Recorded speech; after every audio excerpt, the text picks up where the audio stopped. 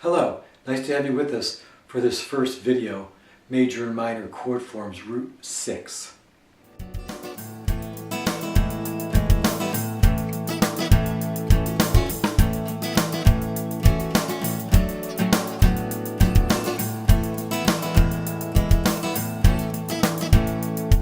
Before I get into the instruction, I'd like to mention the plan I have for these early set of videos. What I'd like to do is present many common forms of bar chords or chord forms, major, minor, major 7, dominant 7, etc.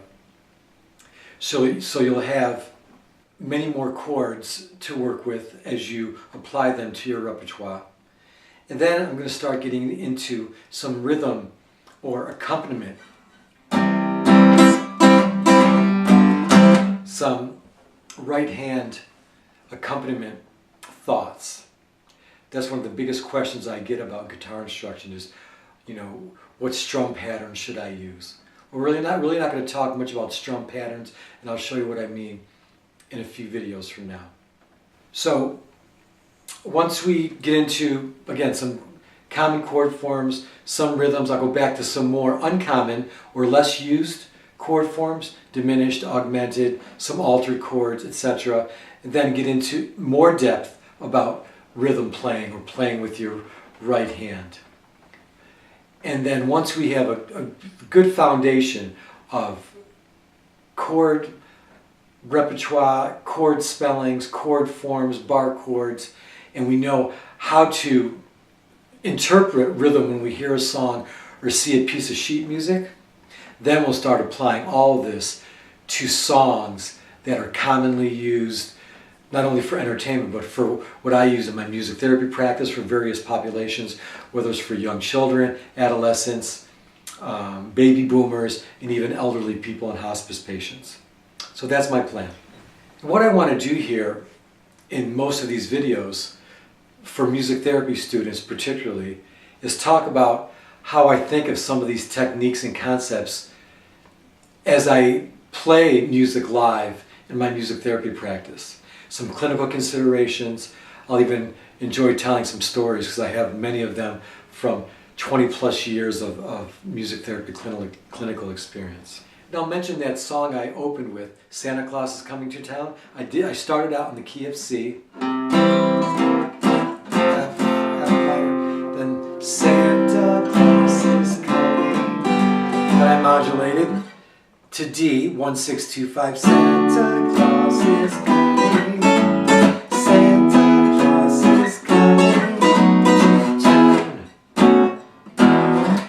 But when I did that 1, 6, 2, 5 progression, when I modulated, I didn't have to know other chord forms.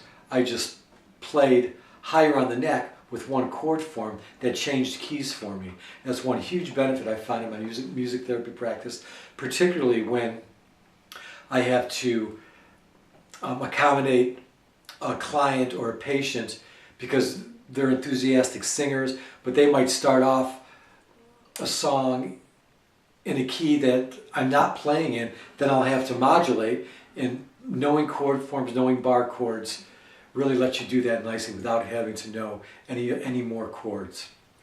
And also when I'm working with a patient, again, who likes to sing, or from time to time I'll work with a musician playing an instrument to accompany them and support them on their instrument, I always have to play in the key that they are familiar with, that they're comfortable with. So that's one reason why knowing bar chords, but particularly chord forms, is very valuable. And related to this, and you might be asking, well, I could just use a capo.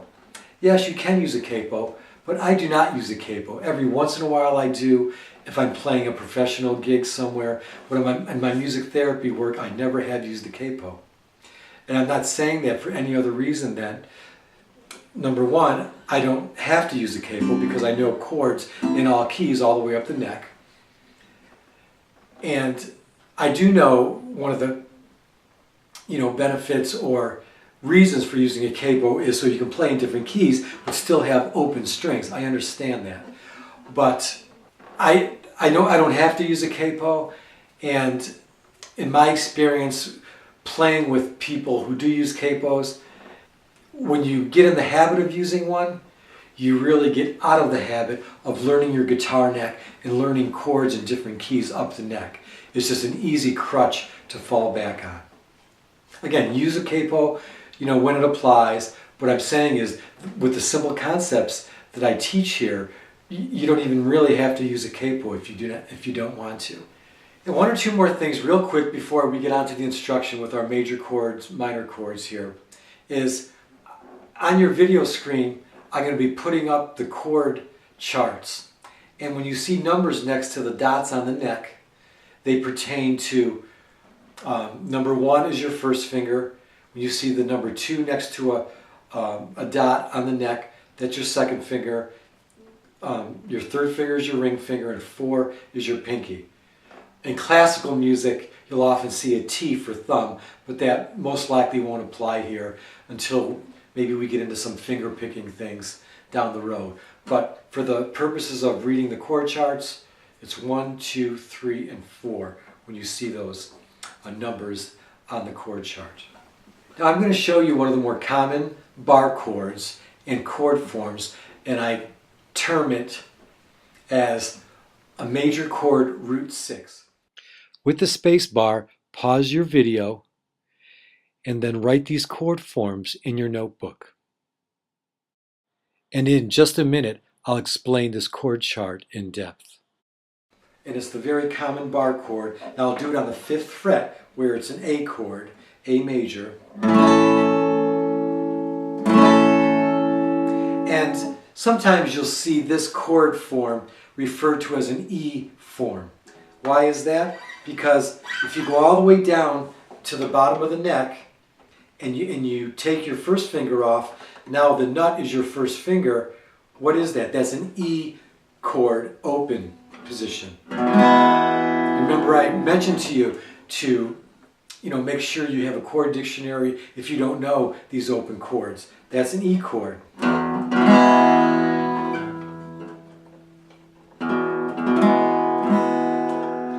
Once you move it up a fret, your finger has to move in place where the nut is. So now my finger is the nut, and there is that E form right there. And then we have all these chords with one finger in it. And the reason we call it root 6 major chord is because the note name of the chord gets its name from wherever your barred finger is on the 6th string. So again, getting back to what we talked about learning the notes of the neck. So that's an open E. Remember I told you to learn this and recite the chromatic notes of music on your guitar, on a piano, whatever. So if that's E, the first fret is F, F sharp, G, G sharp, A, B flat, B, C, C sharp, D, B flat, E, F, etc. So, if this is a root 6 major chord, the 6th string is an F on the first fret. So that's an F major. The 2nd fret is F sharp, so if we put a major chord form, 2nd fret, root 6, it's an F sharp, that's a G chord. G sharp chord, A chord, B flat, E, etc. And now I'll show you the chord form on the screen. As I said earlier, pause the video and write these chords in your notebook.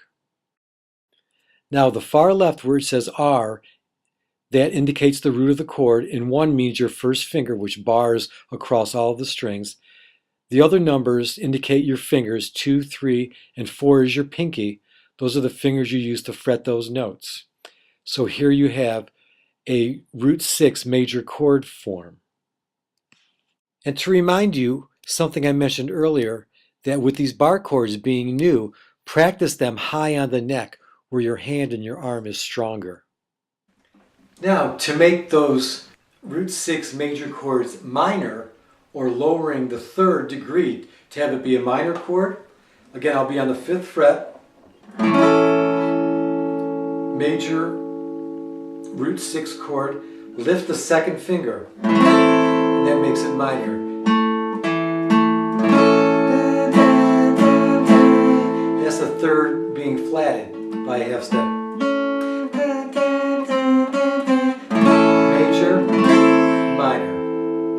Now I'll show you this chord on the screen. To make this major chord minor, you simply lift your second finger. Also, early on here in learning chord forms, I want to, if you don't know already, just talk about the spellings of chords, because very often when we're transcribing music or writing music, it really helps to know the chord spellings. What I mean by that, and I'll show you this on the screen here. And here we have major and minor chord spellings. Major chord being the scale degrees, the first, the third, and the fifth of the scale, and the minor chord being the first, and then the flat third, and the fifth of the scale degree. And on the left we have C major and C minor chords, and on the right we have D major and D minor chords. Notice in the minor chord the flat third scale degree. If you don't know them already, I encourage you to learn the sharps and flats of the different key signatures. Now that we have our first bit of instructional information, I want to remind us of a few things. First, use these new bar chords and chord forms in songs that you already know. In places where you played open chords like C, in D, in G. In songs you know, practice your root 6 major chords, C, D, G. Remember, the root is the 6th string, C, D, G. C major, D major, G major, in songs that you already know. For instance, let's try, once again, Happy Birthday. Happy birthday to you, happy birthday to you, happy birthday dear David, happy birthday to you.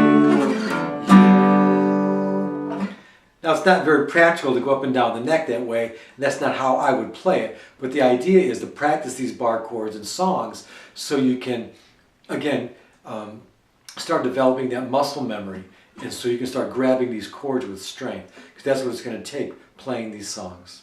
So, and again, what I mentioned earlier, if you're not playing songs, practice these bar chords high on the necks where you have strength instead of way down here. If they're harder, you're weaker down there. Practice them higher.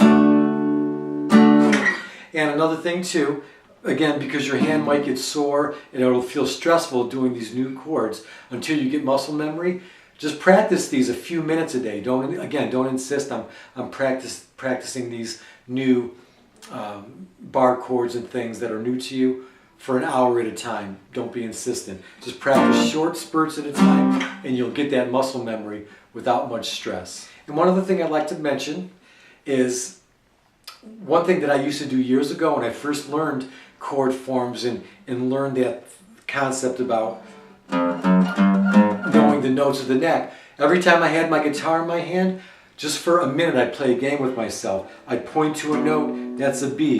I'd point to another note, that's a G. I'd point to another note, that's an A flat. I would just point to a note and then see how long it would take me to figure out what note it was. I would just do it for 20 seconds many times a day when I would have my guitar in my hand. So that's a great way to learn the notes on the neck, and you'll be able to utilize these chord forms and these bar chords a lot more efficiently that way. So that's the major chord form root 6, minor chord form root 6. Next we'll be doing major and minor root 5 chords.